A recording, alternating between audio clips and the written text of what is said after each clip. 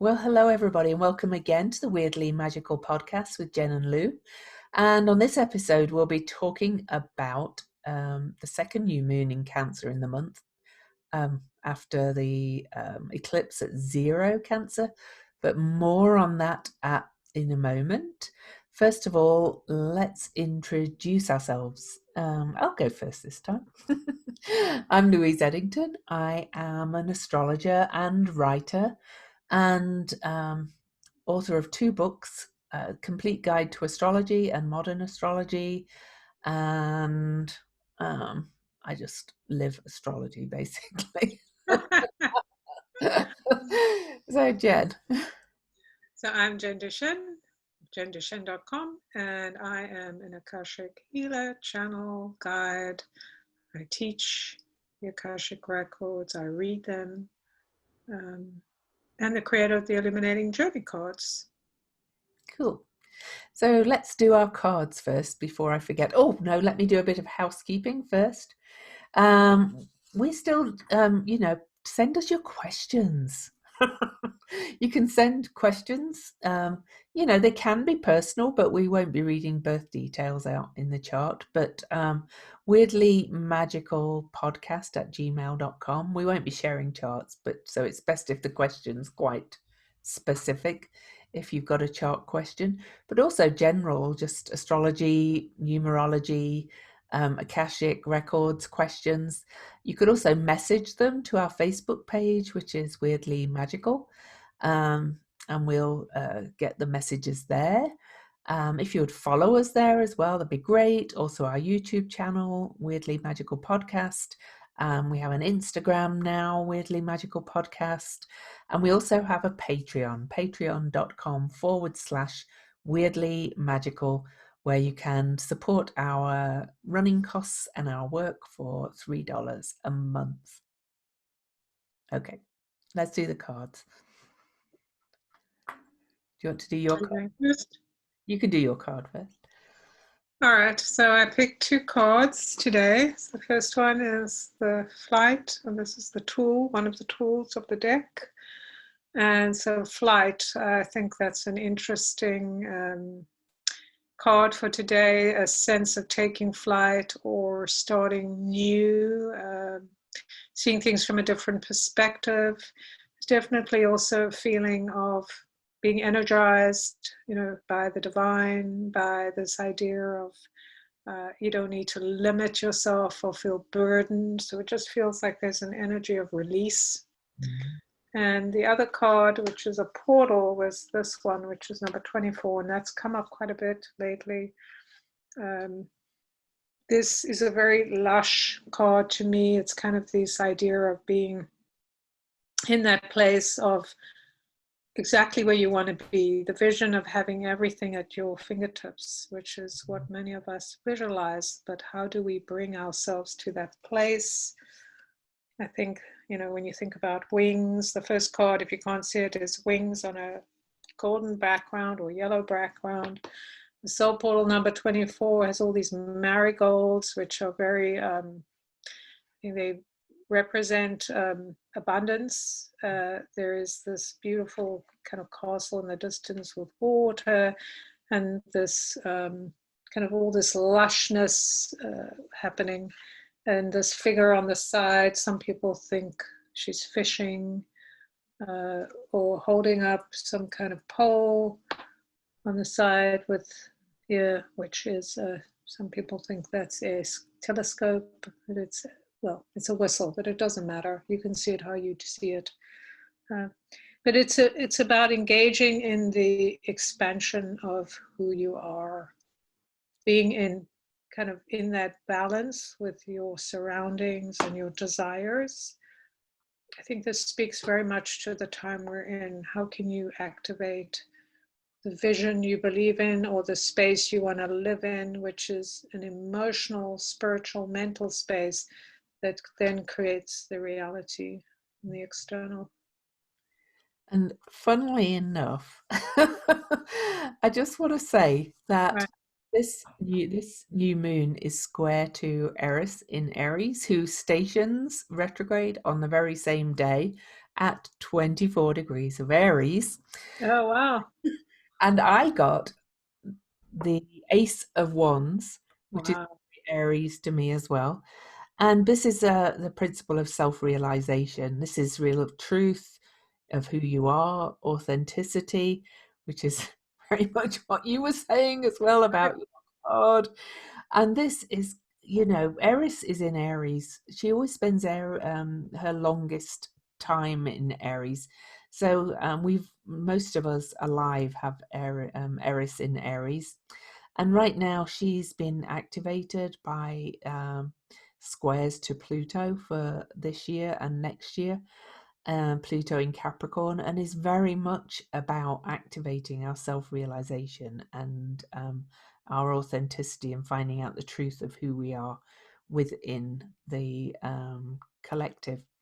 So not much else to say about that. Always reminds me of the Olympic torch. Right, right. And what's interesting is with similar coloring with the orange, and there's a little bit of what appears to be red in the background. So that's similar Mm-hmm. coloring of the, orange, reds, golds, yellows. Maybe Uh, your character is carrying the Ace of Wands. right, right. Isn't that? Looks a That's bit very like a cool. wand to me. It looks like it's. Yeah, that is what it is. It's a wand. Oh, there you go. So there you go, people. Get your wand for Right. for this new moon, which of course is a new beginning as well. So, and interestingly, when we look at the numbers, so which I will do now, the new moon in Cancer is at 28 degrees and 26 minutes of Cancer. So 28 is a 10-1, and as Jen will talk about. And it's almost exactly to the minute opposing Saturn in Capricorn, which is retrograde, which is at 28 degrees of Capricorn. And as I mentioned already, the new moon is square to Eris, which is at 24 degrees of Aries, and Eris literally stations pretty much right after the new moon, so on it really, because she moves so slowly.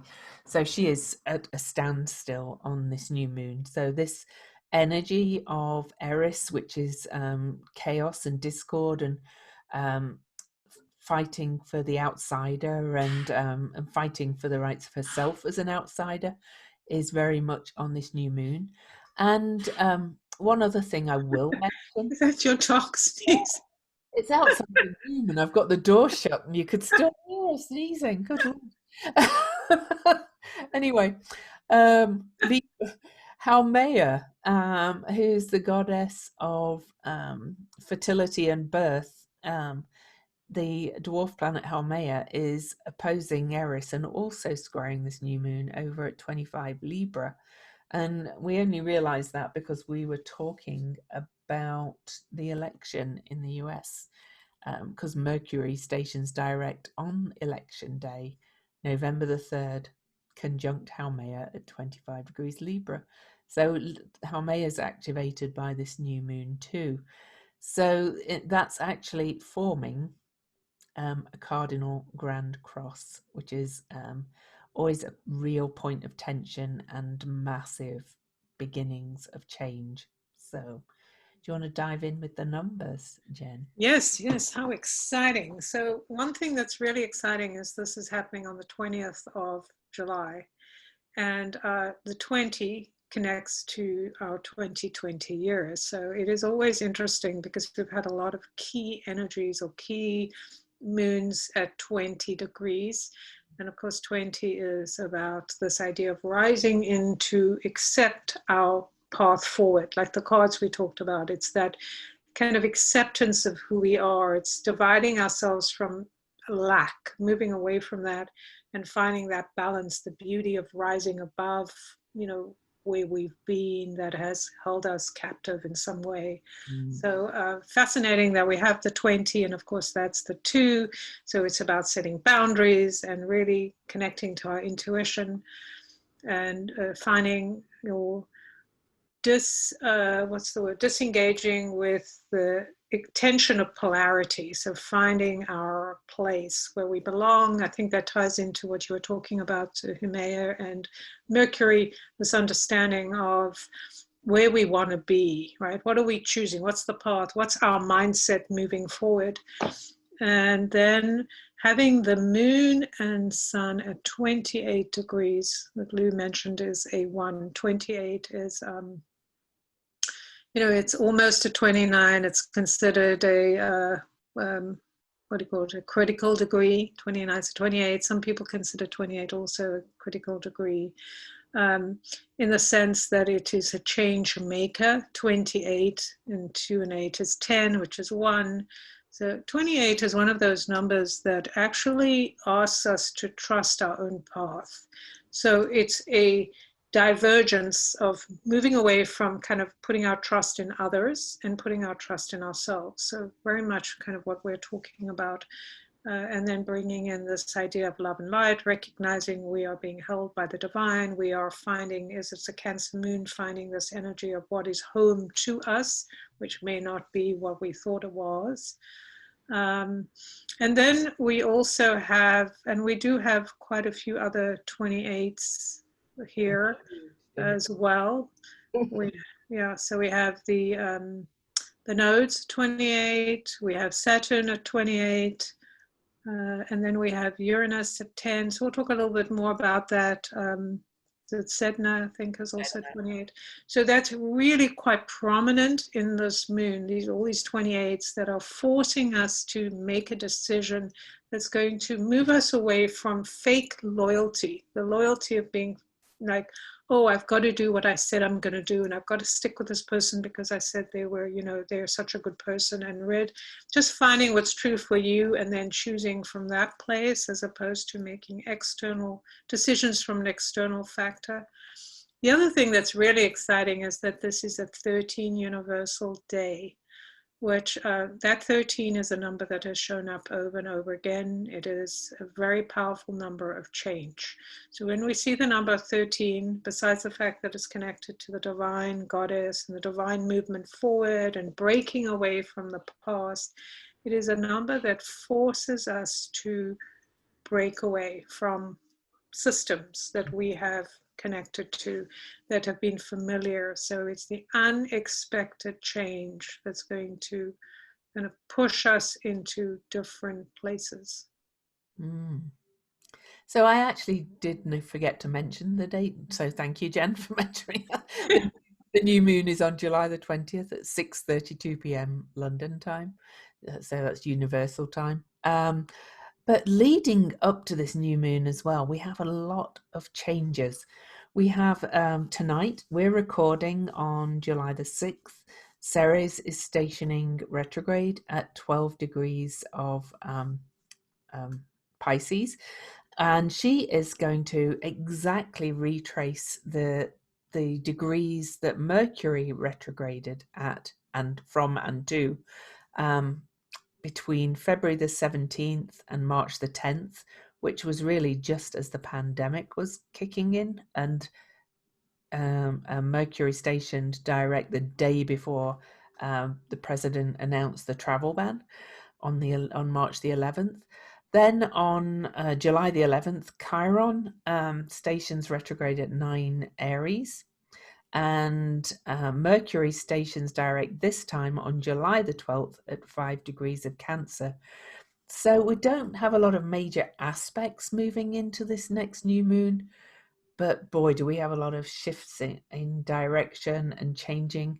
And with Eris turning retrograde on the day of the new moon, we'll then have 8 planetary bodies retrograde, which is huge. Okay. And that's going to last us through most of the summer. We're going to have this summer of intense inner exploration, intense finding ourselves, intense retracing and revisiting lessons to be learned. Because it's particularly when the outer planets, which is what will be for most of the summer, because Venus and Mercury will have turned direct on the new moon.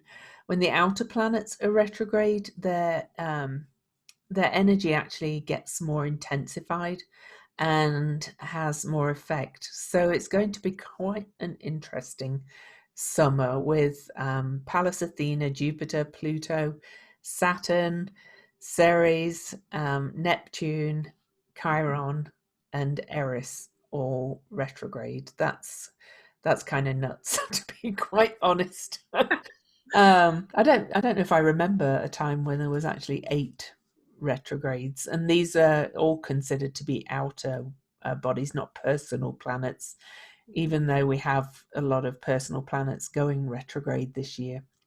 They all kind of start at the separate out from this next 2-3 months.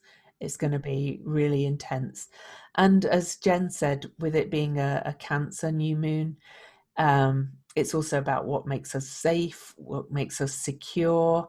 I think with the square to Eris and the opposition to Capricorn, it's shaking up how we do things. It's kind of, I kind of really think we are heading for more of a recession than keeps being propped up by the government. And we're going to really have to shake up how we live and what makes us safe and secure, because Saturn in Capricorn, which is really our man-made rules and institutions, is retrograde and opposing this new moon. So we're revisiting all those things as well. So it's really a summer to hunker down. I don't see this as a kind of a party summer at all. Not that we can't have any fun, but I think it's going to be a bit of a slog and a bit of a really reviewing our safety and security. Yeah. Right, and rethinking what that means. I Yeah. think a lot of it is that we have relied on the kind of the doings of others, the sayings of others. That seems to be a theme here. We've talked about the loyalty. It's like our loyalty has to come from within, like our loyalty to ourselves and what is true to us, grounding in ourselves.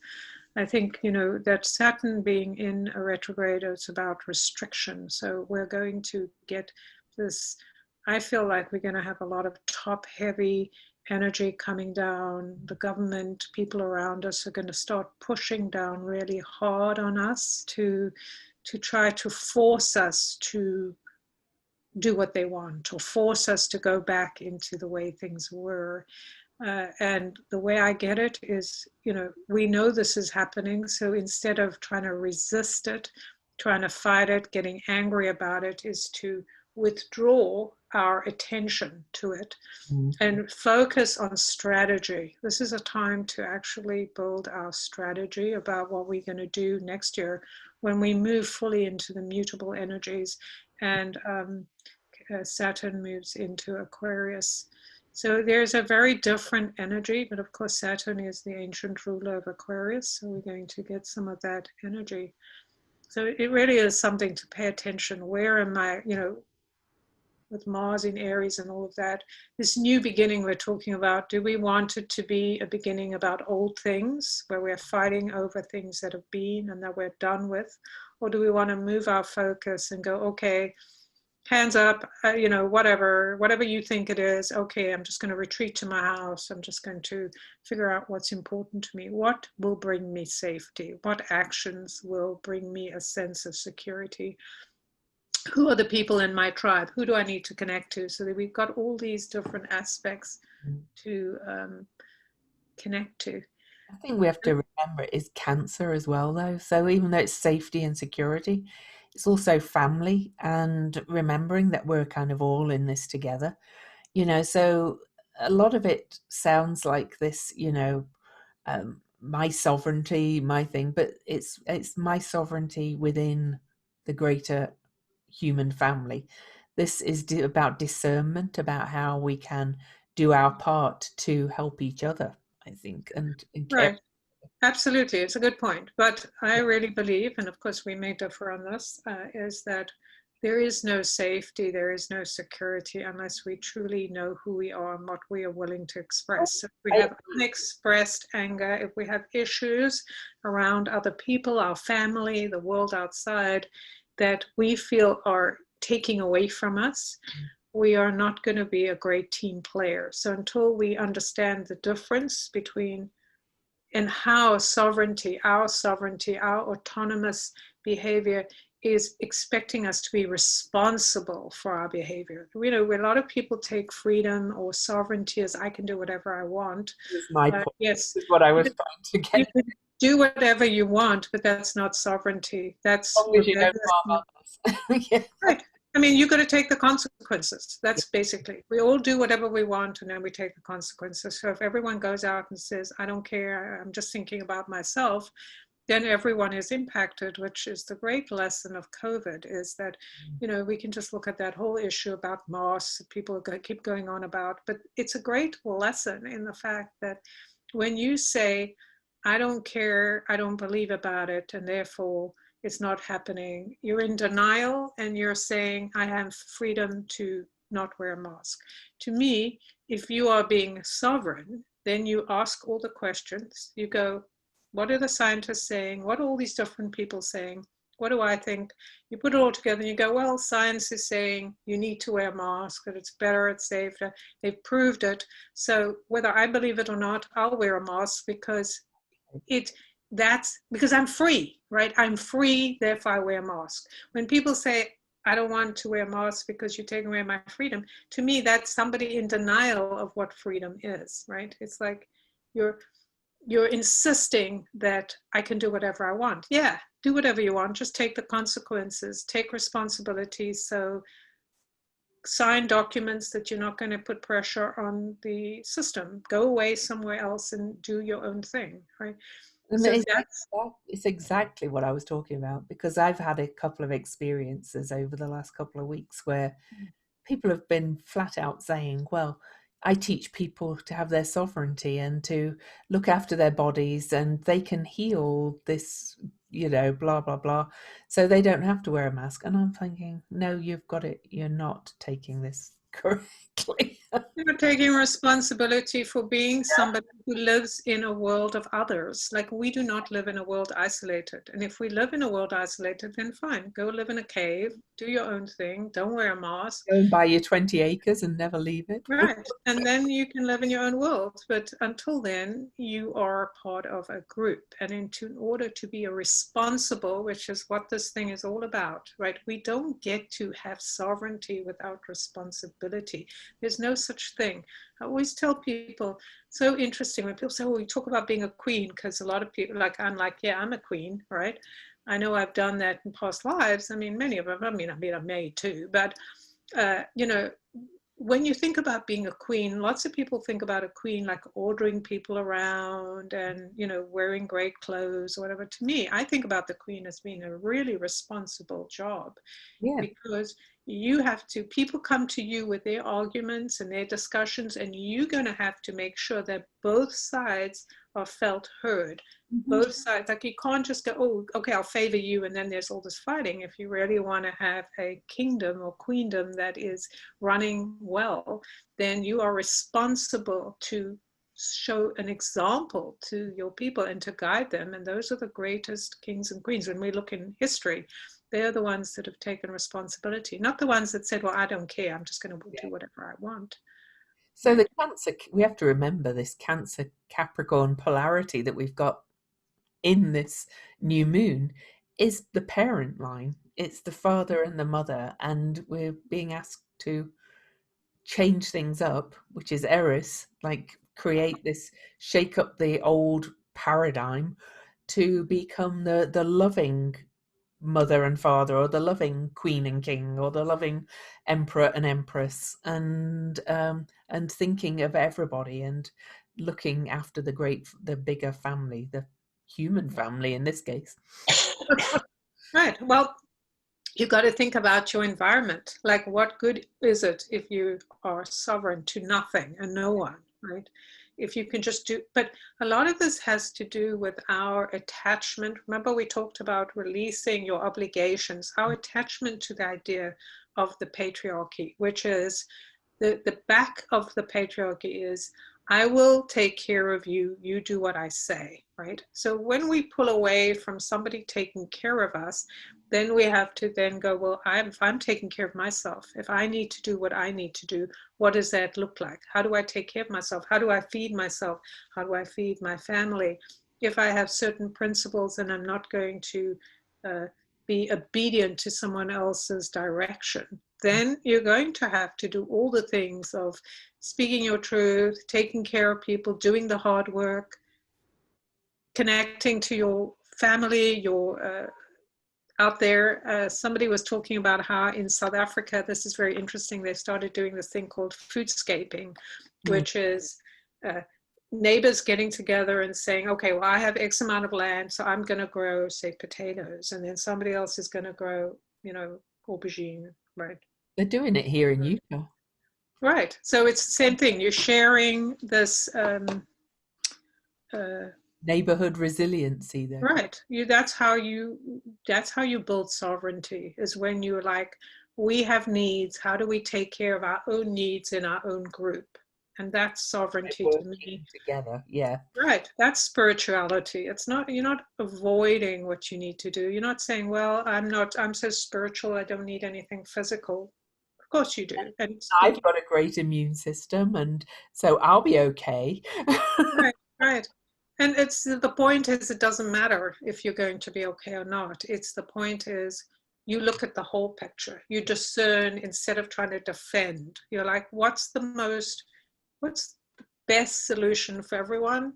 To me, I look at all the factors. The best solution is to wear a mask. Yeah. Is that my favorite thing to do? But you know what? I stopped worrying about it. I just like, this is what I'm doing. This is how it is. It doesn't really matter about my little petty issues. It's just what it is. And I accept my little mask collection now. I've made it into a little fashion thing. Not exactly. I'm not quite Nancy Pelosi, who has a mask for every outfit, but I have my mask collection, so I can have them in rotation and washing them and cleaning them and stuff, and just right. Yeah. Do it. To me, it's like, what's the big deal? Right. I don't even know, it's what's the big deal? It's like, it's such a small contribution to your community, is being respectful, helping the system, right? That's the thing. If you want to be part of the human race, then you really have to be part of it, right? You can't just pick and choose the things you want to connect to. And so it's really understanding that, like when people tell you, oh, I'm spiritual, I've seen doctors that have written, there is no what they say, there is no thing that could stop, that they medically, that stops a person from being able to breathe through a mask. And there's certainly different masks, but if you are somebody that can't wear a mask for whatever reason that you've decided, then just stay at home, don't go into community, right? Now, if that's the choice you're making, then make the next responsible choice, which is don't go in with where other people are. Yeah. It seems fairly straightforward to me.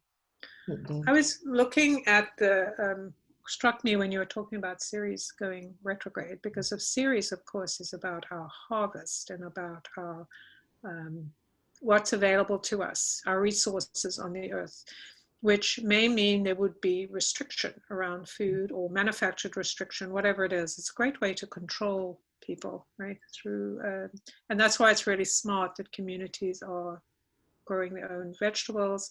People are learning to bake. These are all things we need to do so we can be more resilient. We're not relying on someone else to provide us with food or systems with food. From wherever. Right. So what can you do to be more resilient and more, what's the word? Just, take care of your own needs. Take care of your family needs, get together with your neighbors. I see a lot of people are creating these connections with their neighbors, because that's how we do this. We get together, we talk to each other, we come up with plans. That's part of strategy. That's, Athena. well, as well, it's the North Node in Gemini is Right. Good point. called into more local community. So Right. But yeah, and working together, and of course, the North Node is at 28 degrees, like the new moon. Um, and yeah, to talk about Ceres as well, she's also grief and loss and forgiveness.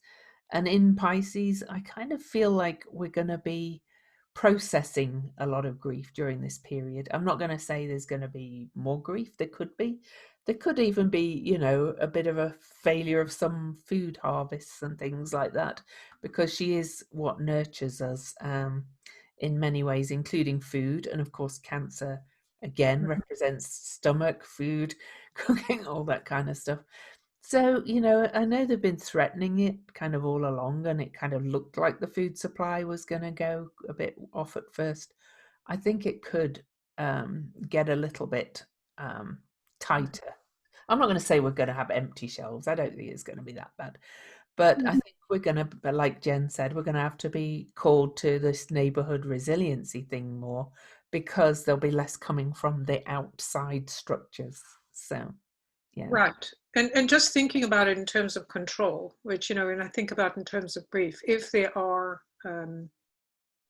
pointers that feel like, and I don't know if will happen, but it kind of feels like there is this top down, this what's happening or is coming to us, is the government, or people in charge, or whoever they are, trying to teach us a lesson, right? Like that kind of contraction of, I'm going to take something away from you because you're not behaving well, right? Or I'm going to punish you, or I'm going to use people as examples. That's kind of how it feels. So it's like the easiest path in that is the path of moving away from it, as opposed to trying to confront it, right? Well, and that would tie in with my feeling, because they're all retrograde. Right. I kind of have a feeling it's going to actually collapse these structures more. But Right. by taking yourself away from them, then Right.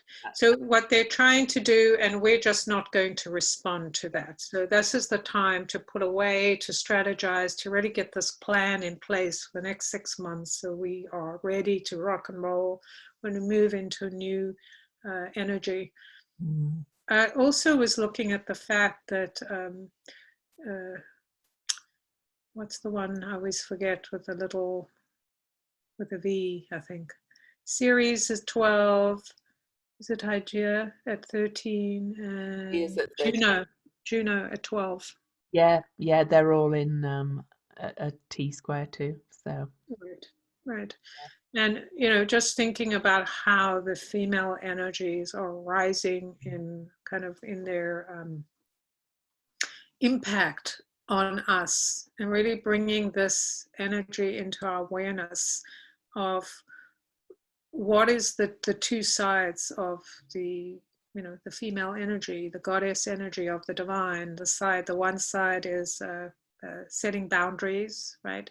Is like getting very clear about what's true for us. So it's not, we tend to think of it as punishment, but it isn't punishment. It's just adapting, right? It's like, okay, this is out of sync. This has gone too big. It's out of control. Now we need to kind of bring it back into balance. It's going to feel like maybe a punishment, but we mustn't call it that, because it isn't. It's just bringing it back into balance. It's an adjustment, right?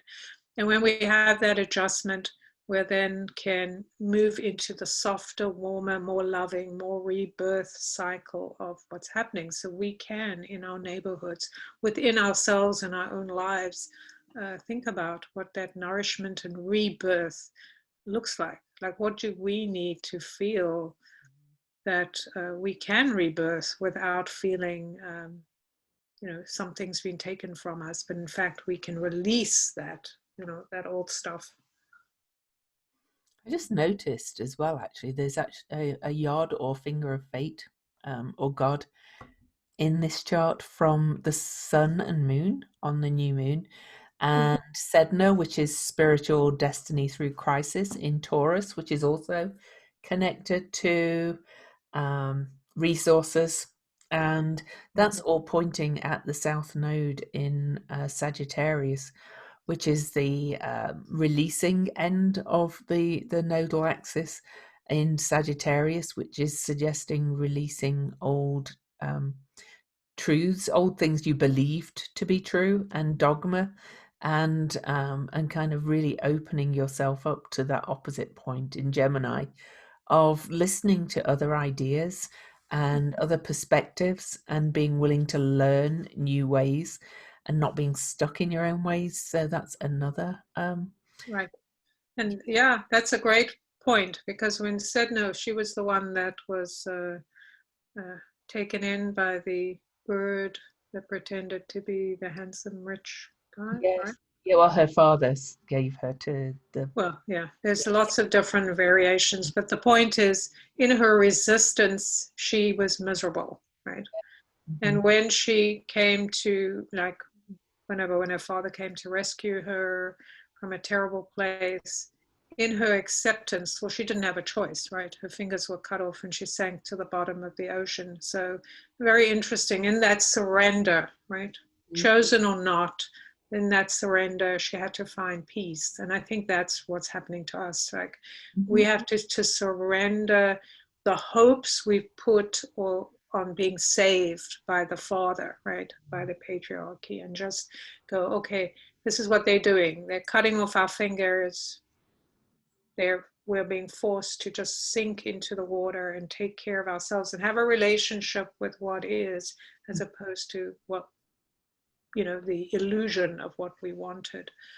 Um, So I do want to say about this whole the new moon, square Eris, square Haumea, opposite Saturn, is all in cardinal signs, which are initiating signs, but they're very much to do with identity because they're the first of each quadrant in the astrology chart.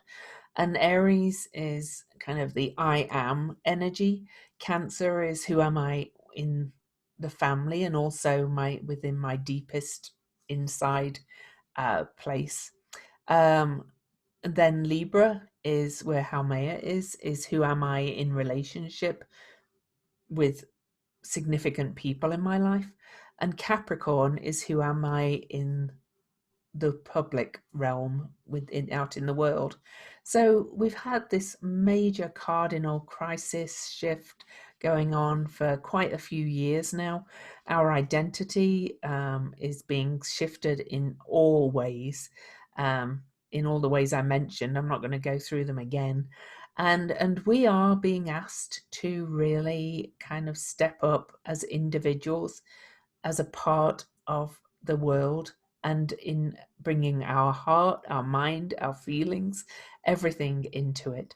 Um, so I just wanted to mention about the cardinal. I do want to mention as well, though, that Saturn, which is exactly opposite this new moon, is sitting on the Pluto in the USA chart on this new moon.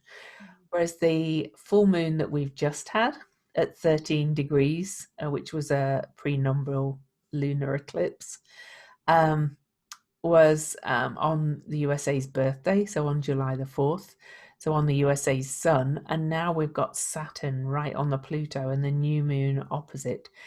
Um, I always have to apologize to our international neighbors for making it so USA centric, all these reports, but the USA is really going through a major revolutionary change, which is rippling out to the whole world. And this new moon, I think, with Saturn being on the Pluto, I think we're going to see, Jen mentioned, the authorities kind of coming down hard on us. It does have that feeling of them attempting to, at least, really kind of putting up the brakes and the blocks and the barriers. It could even mean, with COVID still increasing in a lot of states, it could mean, like a nationwide mask um, wearing order finally, and and more official lockdowns. But it could also mean other forms of control as well. And of course, there's the worry there, you know, that unemployment insurance is going to run out, rents are coming due, people are not going to be able to pay their rents, the mortgages are not going to be able to be paid, and things like that by the landlords and things like that. So I think it's looking a little bit tough with Saturn being on Pluto for the US as a whole. So Right. yeah. And that also impacts the, financial, Mm-hmm. it's all of it's a ripple effect or domino effect, like things start to collapse. Mm-hmm. And yeah, I mean, the US has represented kind of the new child in the world, right? This great child that a lot of people looked up to and get like, wow, freedom. But, when we see that it has been built on lies, on the backs of, people that have suffered on slavery, on abuse, it makes sense that it would then be broken down, because one of the things that we have talked about is when um, you're out of your truth, out of integrity, it'll collapse. And this is, we're in a 4 year, it's very much a Saturn controlled year, Capricorn Saturn year, in terms of keeping time, of breaking down of whatever's out of integrity, all the lies. Like, we have the opportunity to be in integrity with ourselves, with our community, with how we function.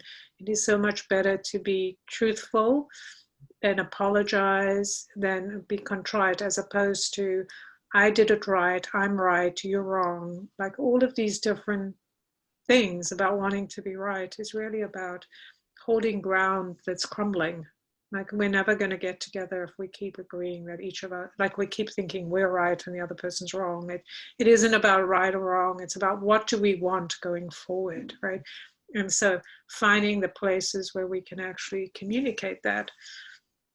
And I was just noticing that Mars is at 12 degrees, and we're in Eris and Ceres in 12 degrees. We have a couple of Juno 12. 12 is that number that it gives us the opportunity to get creative, to really kind of find the love for ourselves so we can speak our truth and create and be childlike and learn by doing, right? Which is kind of what we need to do. I've never done this before. I don't know how to do it. How do I learn?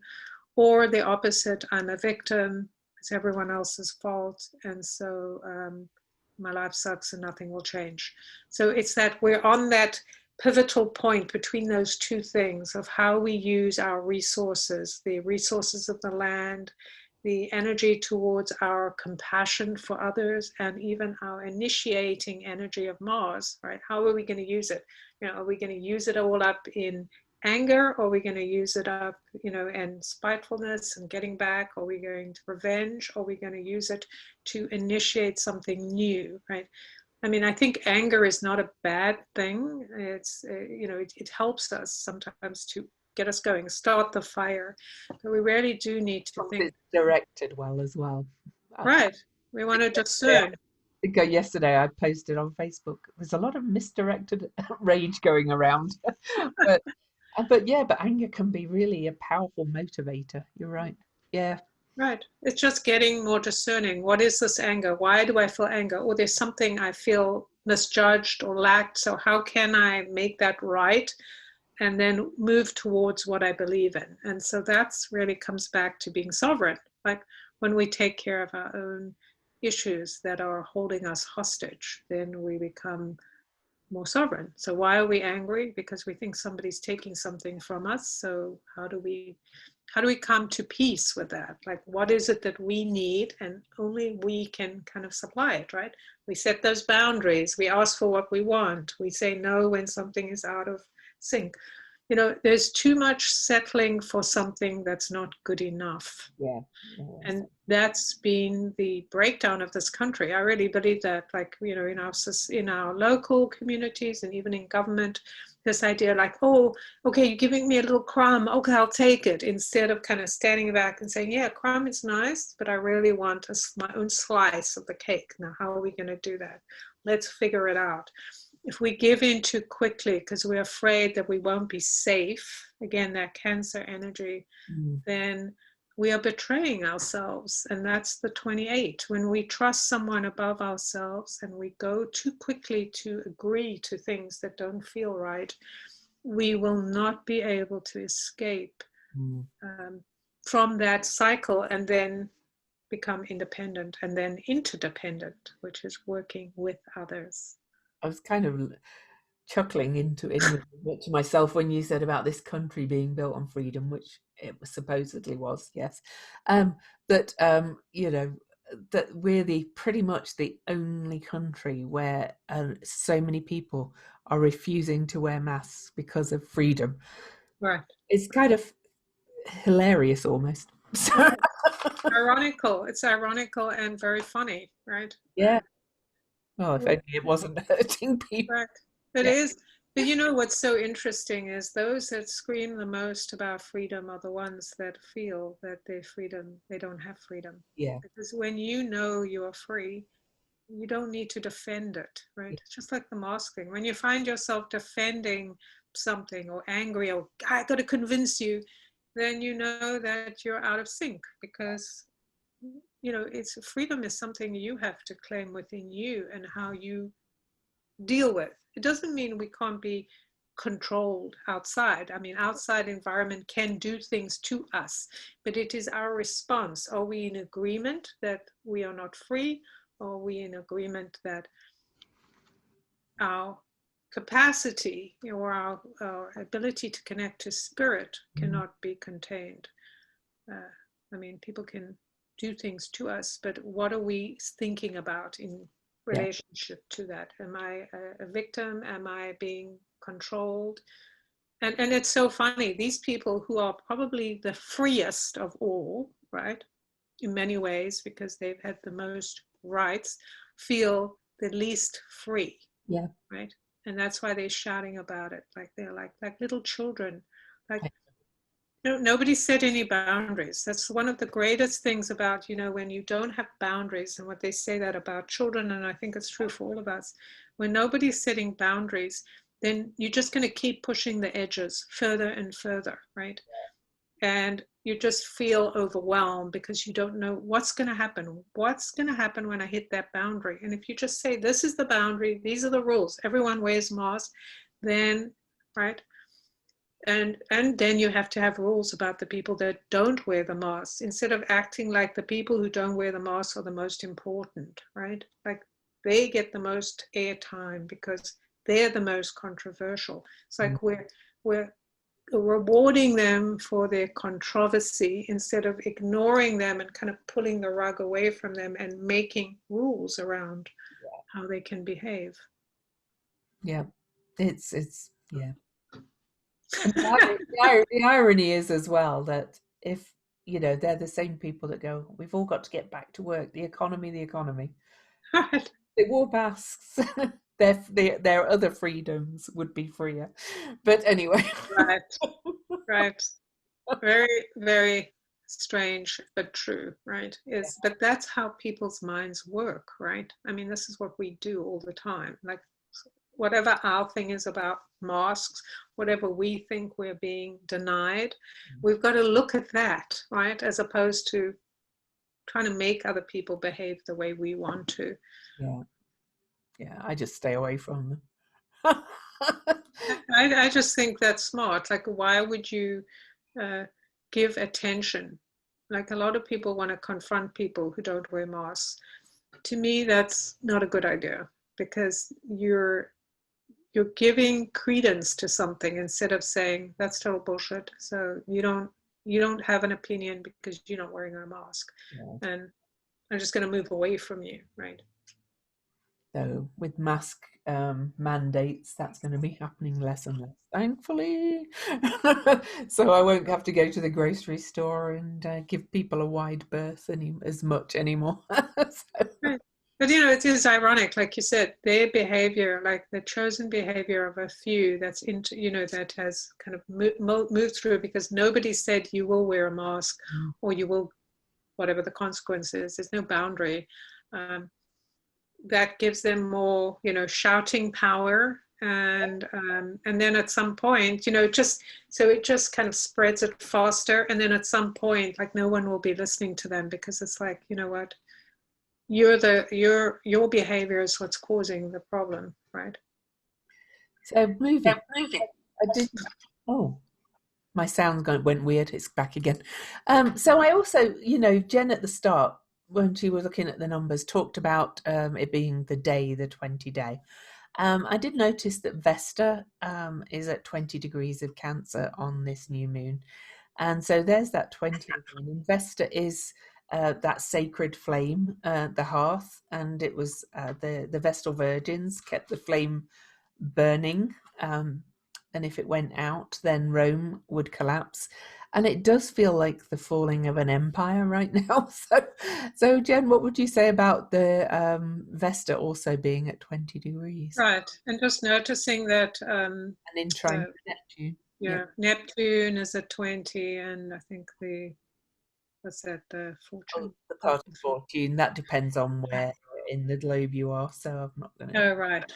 Yeah. But yes, so very interesting that I think this is very true that, thinking about the flame of Vesta being the flame, when you think about the female energy that has been holding its flame for a very long time in terms of, in some way, in subjugation to the plutocracy. Like, yeah, we got the flame, we're going to keep this light burning, we're just going to kind of step back and mind our own business in a way, we're just keeping the flame burning. And I think that's probably true for many of us, is that we have many things we believe in that we have held on to, regardless of what's happening in the world around us. And when you see the number 20, the 20 is such a powerful number because it is the number of the awakening. It's called the awakening by the ancients. And it's an opportunity to change the fire, right? So, if you think about the flame, the Vestal flame being submerged in some way, or it's hidden because it's been in service to things we didn't believe in, and possibly the Vestal Virgins didn't believe in. They were subjugated. They were punished because they wasn't about, they were forced not to have sex with men and stuff, but it wasn't really about sex. It was about this idea of keeping the fire, and sexuality is our fire, right? So it's the opposite. It's very interesting when you start looking at, why would you take the fire and suppress it and then take this sexual stuff underground, which is all the stuff we've had to deal with, this, that's starting to come up and surface that people are being honest about, right? So it's been underground, and people have pretended it hasn't happened, and we'll look the other way, and we'll treat people who do these things like, like they didn't do it, or they should get special treatment. And I do believe that this energy of Vesta rising in this way is a signal to allow what needs to be released in order for the flame to be awakened or to be brought into our consciousness. Because think about it, Neptune, the idea of being lit up, the prison, the spirituality, all those things that have been hidden, that have an opportunity to be awakened. We all move in spiritual time, and really spiritual in the sense of who we are. It's not so much, although those are useful tools to do meditation and prayer and yoga. Those are all tools to meditate, to be spiritual. Spirituality is a way of life. It's a way of thinking and holding others to that place and holding ourselves. And so when you think about it in those terms, how we're being given this opportunity to, restart the flame and to bring it into the open. This is who we are. We're not going to pretend. We're not going to hide it because it's convenient for a few. We're not going to pretend we have no power. We're not going to keep letting you just abuse our personal power for your own nefarious needs. I hope, by the way, oh, my sound keeps going now. Your voice went really weird then, so apologies if it came through on the recording for everybody. I hope it didn't, because we're having some weird Mercury interruptions Right. every now and again. So obviously Jen couldn't hear at her end, but oh, No, but hopefully it made sense. Like there was like a popping. I think may even be what we're talking about. The popping before, a few minutes ago, before you said that, I got like a weird no, popping in, and then your voice went really weird. So, but but could you hear what I was saying? mostly, yeah, yeah, you could get the idea. So we're good. All right, good, good. Yeah. So I just want to apologize to anybody if it comes through on the recording. It might not. You never know with these things, Right. especially when you're doing these things during a Mercury retrograde. So Yeah, Siri's going retrograde. yeah, that as well. On the degree that Mercury was at, anyway. But talking of that 12-degree mark, Jen mentioned it in terms of the numbers and things with Juno at 12 degrees Libra. Ceres stationing retrograde today at 12 degrees of Pisces. And on the new moon, Mars at 12 degrees of Aries. It's kind of almost like, well, the divine masculine in all of us is going through a major healing with Mars in Aries, especially with Mars going retrograde in Aries, which is so rare. The last time it happened was 88. Before that, it was 1941. Okay, so that's how often Mars goes retrograde in its own sign, Aries. And it's Wow. happening this year. And on this new moon, Mars is almost at the degree it will retrograde to. It's still conjunct Chiron, the key to healing, which has just turned retrograde. So there's a whole feeling with everything being at 12 to me, with it's opposing Juno, which is the sacred marriage asteroid, as well as the rights of the oppressed.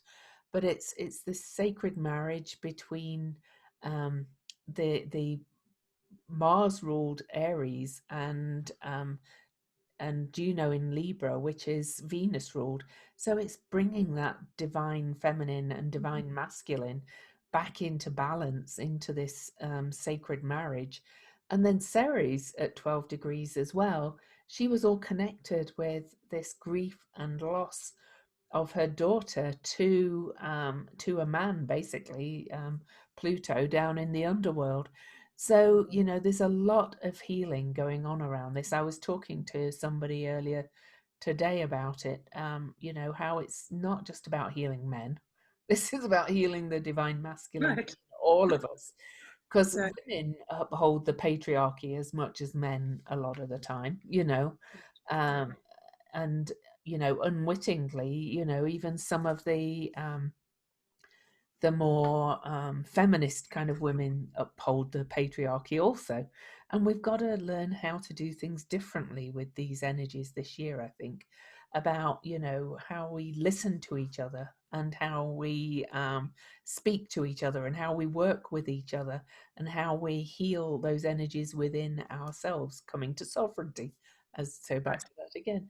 So I love that Mars is with those two at the same thing. Right. And having the opportunity with that 12 degree to truly find the childlike wonder of being male energy, right? The initiator, the one that gets to make things real, is so powerful. I was also just noticing that Jupiter, who was the wife and husband of Juno, the partner, is a 21, which is the reverse of 12.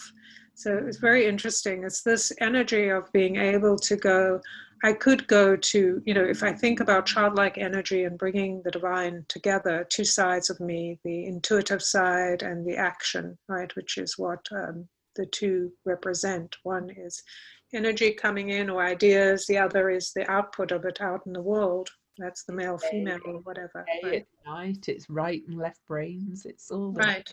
And so just thinking about that, like I could go sulk in the corner and be mad because things aren't going the way I want them to, which, is usually what happens because we have expectations. But if you take away the expectation and you're just in curiosity and joy about the experience you're having, in love with the idea of being able to intuit things and bring them into reality. Maybe they don't look the way you imagine, but you can always imagine something more. You can always change something more. So it really is quite extraordinary to think about this idea of let yourself be healed through your own loving actions and curiosity. And, just looking at all those ones that we have, this sacred one, which is very connected to Eris, very connected to Mars, this one energy, this focus on new beginnings. We're in, One. right, right. And we're in an 11 universal month, double new beginnings. It really is about trusting ourselves, trusting the light, trusting others so that we can move forward. And just looking at the moon, sun and moon at the 28, which is the one. We have Uranus at the one. We also have the Lilith, is that one? Yeah, Black Moon Lilith. Yeah. Black moon Lilith. And then, the Sedna and the nodes. Right. Saturn. Right. There's a lot. And we also have, yeah, she said Sedna, that's right. She's at 19. What else do we have? Oh, she's at 28 too. Sedna's and Pallas Athena's it. Pallas Athena, right, at 19 is another one. So there's a lot of energy towards new. And what happens, which I think is so important to me when I look at this map, is when new begins, it's underground. It is not on the surface. And that's what's happening. Like our thinking and desiring and imagination and starter energy is underground, and that's a good thing. It's like we're keeping it to ourselves. We're keeping it between us. We're not telling everybody what we're doing. We're going local. We're going underground. We're strategizing. We're planning. We're getting ready. This is so important right now, this time until November, the end of November, when we come into December, when we start moving into a new phase where we actually start to share some of the things we've been doing. It just feels really key.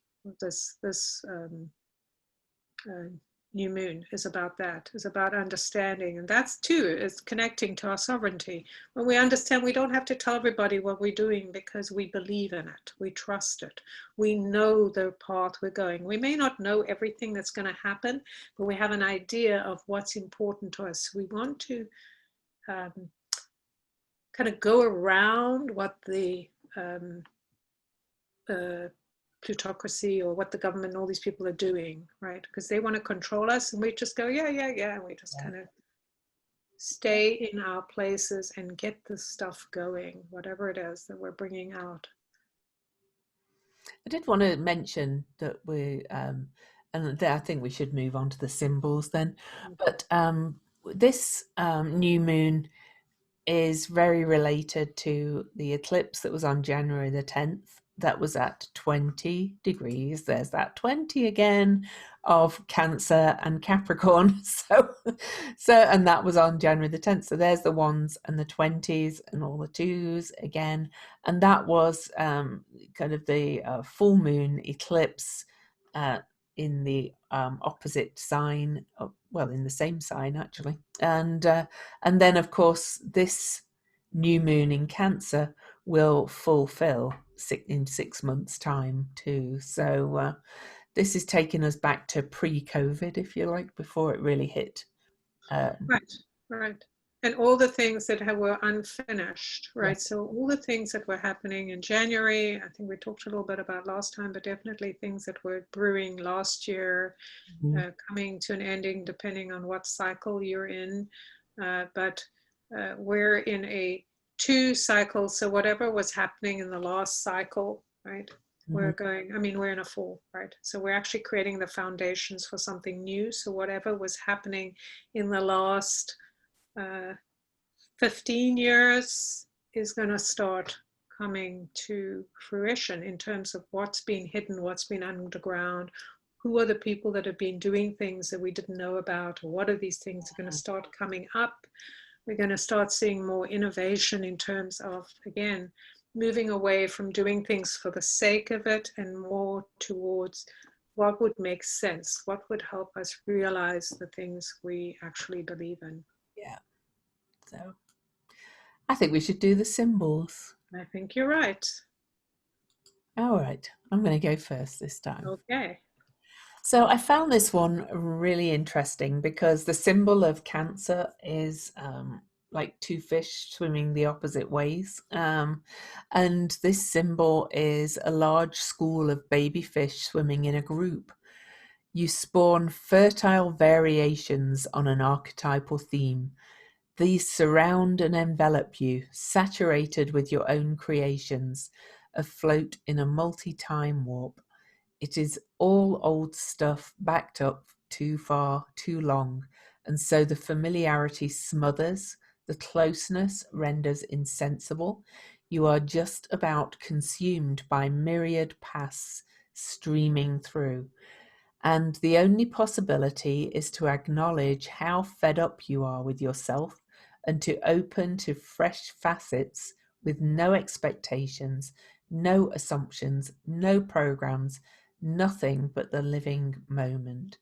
And I just think that's wonderful for these energies with the Cancer and things, because Cancer energy is very creative, but it also can be very smothering and suffocating.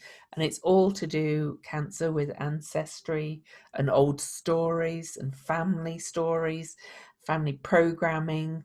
And this being a new start, new beginning at the 28 degrees is just to leave all that behind, really, and be in the moment and know that you can say, I'm done with that. I'm over it. And get over it. I'm fed up with it. So I'll move on and be open. Yes, Yeah. exactly. Stop looking back at the stories of the past, if only, or looking forward to, I mean, looking at, fixated on Yeah. what's going to happen in the future. Just be here now. And that's the most powerful way to be safe, is to be in your body where you are, discerning from that place. Very powerful. And to swim.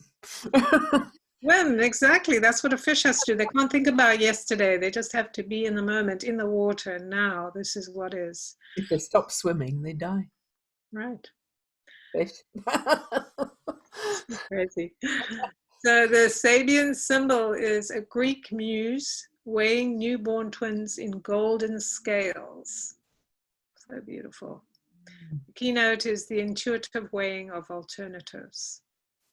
The symbol seems to show that the return to nature is only one of two possibilities. Somehow the repolarization of consciousness and life activities implied may be more a dream or ideal than a practical reality.